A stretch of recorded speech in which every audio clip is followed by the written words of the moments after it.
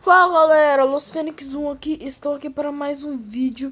E hoje, pessoal, eu vou estar mostrando para vocês como que grava o vídeo sem precisar de câmera, celular, qualquer coisa que você precise segurar para gravar a tela do seu tablet ou celular também, né?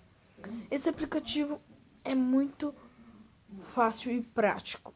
Primeiro você baixa o Gameduck. Esse daqui, Gameduck. Gameduck. Você entra no Gameduck e você vai poder escolher o que você vai querer.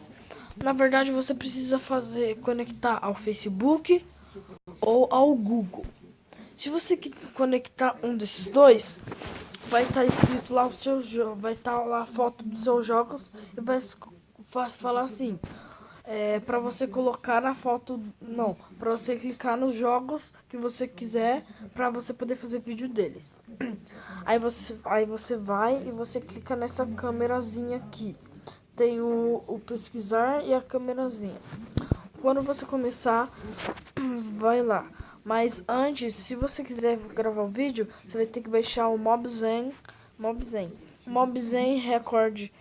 Record Screen é para quem não tem o Samsung, mas o Mobzen for Samsung Screen é só para pessoas que tem o Samsung, né? Aí se você for do Samsung, você baixa o Samsung. O meu tablet é Samsung, então eu baixei ele. Aí você entra no Gameduck, você entra e coloca no gravar.